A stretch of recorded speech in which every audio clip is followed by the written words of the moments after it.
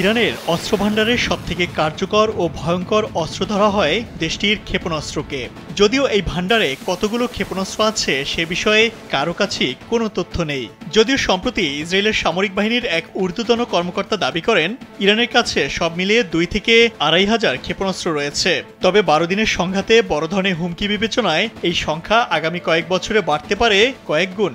যদিও ইরান কখনোই সরাসরি জানায়নি তাদের কাছে কত সংখ্যক মিসাইল মজুদ রয়েছে, তবে ইরানের সমরাস্ত্র সম্পর্কে চাঞ্চল্যকর তথ্য দিয়েছেন খোদ দেশটির বিপ্লবী গার্ড বাহিনী আইআরজিসির উপদেষ্টা ব্রিগেডিয়ার জেনারেল ইব্রাহিম জাব্বারি। ইরানের আধা সরকারি সংবাদ সংস্থা মেহের নিউজকে এক সাক্ষাৎকারে তিনি বলেন, বর্তমানে ভূগর্ভস্থ গুদাম, ক্ষেপণাস্ত্র শহর এবং স্থাপনাগুলো এত বিশাল যে আমরা এখনো আমাদের দেশের বেশিরভাগ প্রতিরক্ষা স্থাপনা এবং আমাদের দেশের কার্যকর ক্ষেপণাস্ত্র প্রদর্শন করতে পারিনি। তিনি আরো বলেন, যদি ইহুদি শত্রু যুদ্ধ চালিয়ে যেতে আমাদের দেশে আক্রমণ করতে চায় তবে সেটি একটি দর্শনীয় দিন হবে, কারণ তখন আমাদের সেনাবাহিনী, আইআরজিসি, স্থল ও বিমান বাহিনী তাদের সমস্ত শক্তি নিয়ে মাঠে নামবে।